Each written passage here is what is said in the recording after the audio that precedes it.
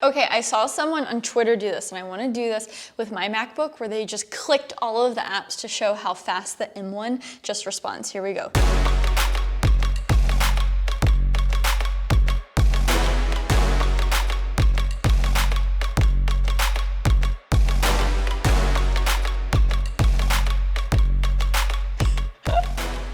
Oh my gosh. Oh my gosh, yeah, that's crazy. Try to do that on your computer. Okay, it is time to revisit the M1 MacBook Pro 13-inch. What I have right here, it is fully spec'd out. And of course, when I first unboxed it over 6 months ago, there were some outstanding issues, you know, of course, with software. Well, this is a new chip directly from Apple, and it's proven to be super powerful, but the software has finally kind of caught up. And so I wanna go through a few creative applications. As you know, I'm a video editor. Since I'm a YouTuber, that's what I do. A lot of people have issues with YouTubers always talking about video and photo editing. What I will say, if these computers can handle video editing, guess what? They will be able to handle your Excel spreadsheet. They will be able to handle video conferencing in Chrome and all of those things. So luckily, Premiere, DaVinci Resolve, Final Cut, if it's M1 compatible and it's doing great, your apps are probably gonna run well just on Rosetta, which is basically the MacBook's way of running the Intel-based software if it doesn't have M1 native support yet. And then if they have an M1 native application, whether it's, I wrote down a lot of the apps that are now natively supportive, whether it's Parallels Desktop, the Setup from MacPaw, Visual Studio Code, the Opera browser, Resolve, Microsoft Office, those apps are obviously going to do fantastic as well. So, wow, that was an extremely run-on sentence. I gotta be better at that. But hi, my name is Sara Dietschy, rhymes with Peachy. Welcome to another video. Thank you so much to Clean My Mac for sponsoring this video. If you have an older Mac and you just got a lot of junk, Clean My Mac is an app for your Mac that does such a great job making your computer feel new. And this is actually pretty exciting because they sent me an old MacBook, and we're gonna see later if the Clean My Mac software actually makes it usable. That's a super fun idea. Thanks, Clean My Mac. Okay, so the M1 is everywhere. They now have them in the new iPads, and the new iMacs are coming out. So exciting! I was gonna wait to do this follow-up video when Adobe Premiere was officially out with its M1 native app. However, it has been in public beta for a few months. And so, I got a lot of crap for saying don't hold your breath for a native Premiere. Like, it'll happen, it's just not gonna happen like that. And people didn't like me saying that. Like, come on, guys. But I'm here to officially say, hey, it's gotten so much better. I have hope for Premiere on an M1. Do I think Premiere users should run to the Apple Store and buy an M1 Mac right now? No, still no, but I have hope. The Premiere beta right now is running much better than what the Intel-based Premiere was running on the M1 via Rosetta, months ago when I first got this. Okay, so the updated demos I'm about to show you is with just raw footage from Sony cameras, Blackmagic cameras, and it's not necessarily true to every single video I make. A lot of my videos have B-roll, screen records, music. I color grade and film convert, which is a plugin. And a lot of people use Premiere because the wide array of plugins there are, and they don't have as powerful color correction controls as Resolve does natively, so a lot of people use plugins. And so Film Convert has not developed their plugin for Premiere beta yet. Now that we are moved over to the Premiere M1 native support and it's in beta, now it's up to these companies like Film Convert who have plugins for Premiere to do their coding, do what they do to allow Film Convert to work with the Premiere beta. So even though Premiere beta shows a lot of hope and it's doing really great, if I can't use my everyday plugins that I use for my workflow, it would be impossible to use this laptop as my daily driver. But what I'm gonna show you is hope. So we're gonna go through some 1080 and 4K footage, the same exact footage that I showed you 6 months ago. Let's start jump cutting this 1080 footage from my Sony A6600, and as you can tell, it's pretty smooth. Where this footage struggled the most, 1080 6600 footage, was when I started adding Film Convert on top of it, the Intel-based Premiere via Rosetta, and then with all the effects and all of that stuff, when it came to exporting, it just had a abysmal export times. So I can't exactly test the same thing with Film Convert. That's kind of the point because, well, Film Convert doesn't work on the beta. So I guess I'll have to do another follow-up. But here is 6600 4K footage, which is doing really well, not skipping frames at all. The Intel Premiere 6 months ago via Rosetta probably wouldn't even be able to do that. So let's move on to A7S3 footage. Now this is that H.265X AVC super compressed footage that computers just hate. If you have a Sony A7S III and you don't use the all-I setting because, hey, those file sizes are too big, so you use one of the two highly compressed settings, yeah, you're probably using a proxy workflow. All of my computers can do the 1080 footage from my A7S III with no problem, but my old i9 Windows PC, pretty much all of my laptops cannot handle 4K A7S III footage because, you know, the more compressed the footage is, the harder your computer has to work to kind of unravel it, translate it, and so you can edit it. So as you can see, this 4K footage from my A7S III is struggling even at 1/4 playback. This playback, however, is pretty comparable to other laptops that I've used. So it has actually improved a lot since the non-M1 version of Premiere. And actually, something that's pretty shocking is I did some export tests with A7S III footage in both Final Cut, Resolve, and Premiere with native color grading and music underneath, so it's more comparable to an actual video. It's a 5-minute video, and guess who had the best export time? It was Resolve, then Premiere, and the export time of Final Cut was actually dead last, which I honestly have no idea,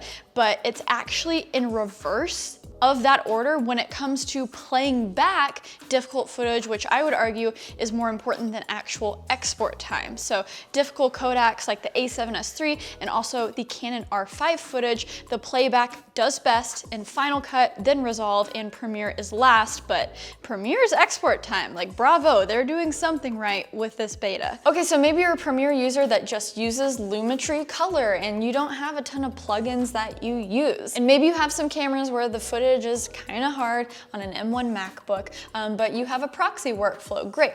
Well, let's go into Media Encoder and let's see how long it takes to export this footage into a more digestible codec. So I'm going to export them to ProRes.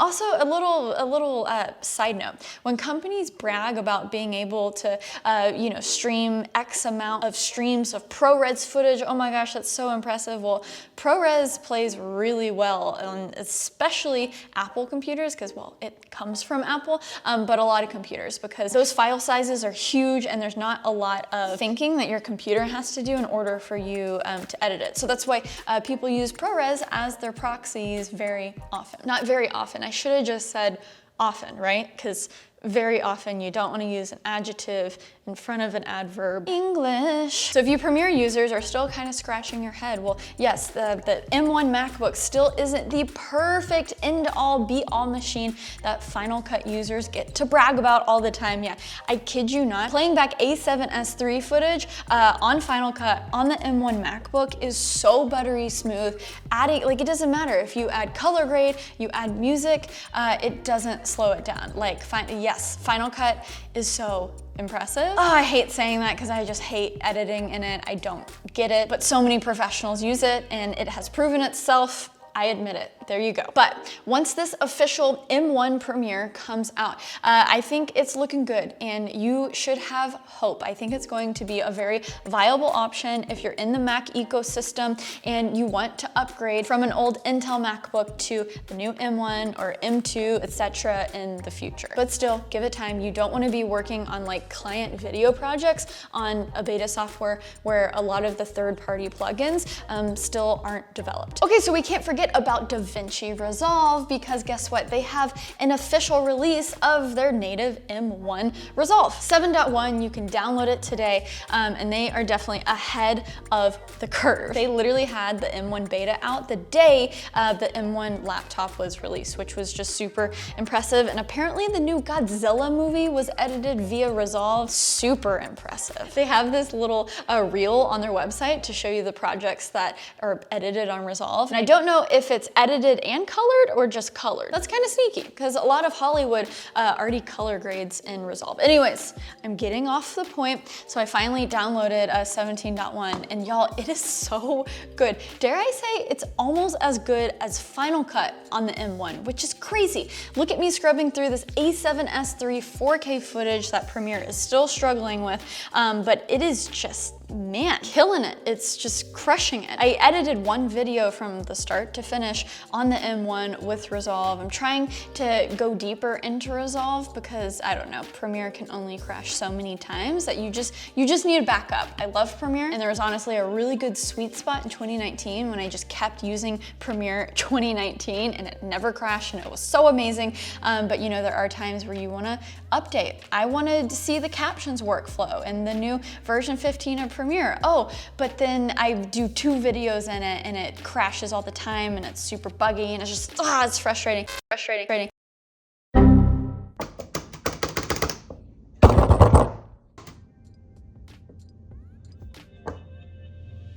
Okay, so I think this is a good point to just take a break. Let's just take a breather. I still have a few more things to say, but guess what? It's time to unbox this computer that Clean My Mac sent me. Okay, everyone, so a messy Mac is a bad Mac, and you're not gonna be able to be productive, get your work done, but using Clean My Mac and their many tools that helps you clean out all the junk and essentially makes your computer new again, helps you with that. So this is a very old MacBook. I can't wait to see. Oh yeah, look at that. Okay, nice and dusty. Look at those bezels. We'll see how slow it is now, and then we'll see, hopefully it's transformed when I install Clean My Mac. Okay, here we go. Oh, already getting the spinny wheel. Okay, this is what I would like to call a very, very messy laptop. Okay, logging in. Spinny wheel bar. Oh, too many things opening. No.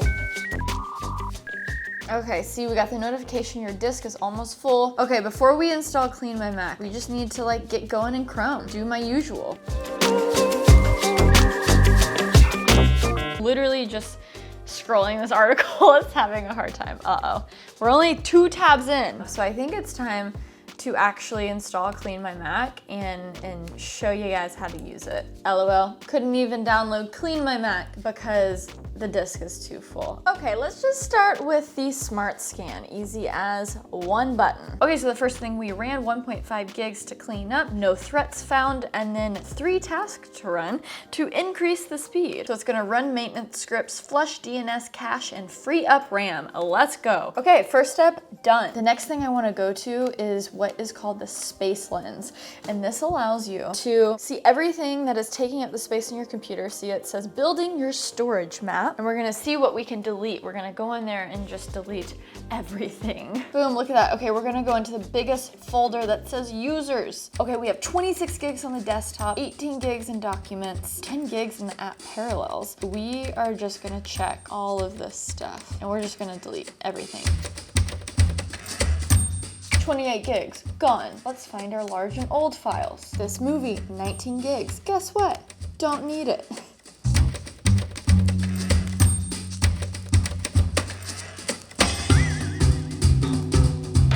Okay, so as you can see, there are so many amazing tools that Clean My Mac offers to get your Mac back to where it was when you first bought it, to have it clean and have it fast. Look how beautiful the desktop is, and now I'm just gonna go back to my 20 Google tabs that I had. Oh, I mean, already Twitter loaded pretty fast.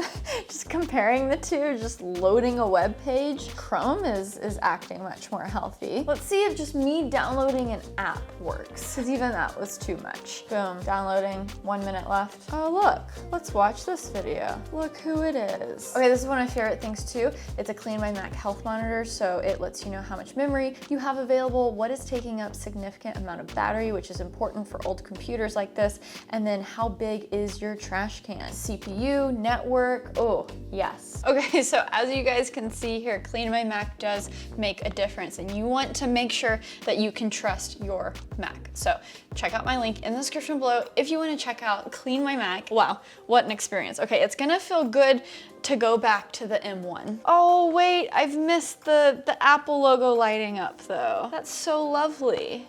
That's so nice. Good times. You know, there's a little part of me that was kind of hoping for an iBook G3, but that's not super practical. Okay, so let's talk about the few things that we haven't talked about outside of, you know, video editing and just creation, what I love. So when it comes to ports, of course, you only have those 2 Thunderbolt ports, but they're USB 4. So if you have a super fast accessory like the Samsung T7, you are going to be transferring files from that SSD to your MacBook super fast. I mean, you're hitting the maximum speed of the SSD, so we love to see that. I've already talked about some of these hardware things before, but just friendly reminder, speakers on MacBooks, they are amazing. They sound great. The 720p camera, the FaceTime camera is still a little bit disappointing, but I don't know what the special sauce is with Mac's cameras, but they always do a really good job at exposing. So, you know, a lot of Zoom people aren't too concerned about resolution as long as you're properly lit. Okay, and now the webcam and the audio coming straight from the MacBook. Excuse the no makeup look. Your girl has a sty on her eye and I'm trying to hide and recover from it. Life is fun. Anyways, something I also forgot to mention, and this is me recording it via Zoom with the HD selector turned on, and hey, we got some dishes going on the outside, so it's very realistic to like an actual video meeting I feel like you would have in your home. Something that I just didn't mention yet is the battery life. This MacBook and the M1, dang, y'all, this is like true 16 to 18 hours of battery life if you just don't max out the brightness at all the times. You could take an M1 MacBook to work from 9 to 5 without your charger, come home, watch Netflix for hours, browse in Chrome all night long and still have battery left over. I would literally, just days that I was browsing, I would go over 2 days of battery life, which a lot of laptops like to say, yeah, we have 18 hours of battery life, with an asterisk of, well, if it's streaming local 1080 video at 30% dimness and etc. etc. So this is the first real world really battery life bump that I've seen in a while. It's just like, you know, for those college students who just need a reliable laptop that's going to last them throughout all 4 years of college, a MacBook Air is going to be more than enough for them. However, if they want you know, to write notes and, oh, that's like, okay, I got to get an iPad now, and then you buy a MacBook and an iPad. And that's actually where I really think 2-in-1s come in handy. As long as it's equipped with like an i7, 16 gigs of RAM, then you're going to be able to, you know, do Premiere, Lightroom, you know, creative stuff. And then you're also going to be able to do all your school work and also transform it into, you know, a tablet to write notes in OneNote. And it's kind of just like the all-in-one solution, you know, those PC 2-in-1s that I'm a big fan for students. But if you're like only a Mac person and you're a student, the M1, it's just never gonna run out of battery and you'll be stoked. Trackpad's amazing, of course. And the keyboard, we no longer have the butterfly keyboard, so I'm happy. It's just a normal, they call it the magic keyboard, but it's just normal keys that are great to type on. They're not super loud and, well, you won't hate yourself while typing on it. So listen, I know you guys are sick and tired of people mentioning this, but you know, if you're aware of Windows land and you've used other computers, yeah, these bezels are getting pretty thick. So I'm looking forward to the future iterations of the MacBook, and who knows, that new 14-inch might be right around the corner. But we don't really know to what extent are they changing it. Yeah, maybe it's a slimmer profile and the bezels get pushed out on the display, but are we actually getting all of the ports that we want? Oh man, wouldn't that just be amazing if they just brought all the ports back? Maybe not all the ports, but an SD card reader, and dare I say, a USB Type A. I don't think we're gonna get the USB Type A, but maybe an SD. It would be so amazing because I started this crazy MacBook journey in 2016 when I bought the new 2016 MacBook with butterfly keyboard and all the changes, and I just was not satisfied. And I really haven't used a MacBook as, well, I haven't at all used a MacBook as my daily driver since then. So if in 2021 Apple can save the day, you know, they're on a great roll with building their own chips, and the speed, the speed of this is just gonna next level with every single chip they make, and then it's off to the moon, and then they add the ports, and well, hey, maybe there will be a world where Sarah uses a MacBook Pro again. So I'm usually not the type of person to tell you, hey, wait for that piece of tech to upgrade, whether it's a phone, laptop, or computer. But if those MacBook Pro rumors are true, you not only get ports, but you get the next Apple chip, whether it's the M2 or name something different. And then, hey, developers have 1 or 2 years under their belt of development developing for native M1 support, well then you're just gonna be put in an amazing position, because as this speed is crazy and we're seeing some really promising things from developers all over the world, it's just not perfect yet. And I don't think people expected it to be perfect right now, you know? I guess we are 6 months into the journey. I think we're gonna see so much more development ahead of us, especially since this M1, you know, is now on the iPad. It's in the M1 iMac. It's everywhere.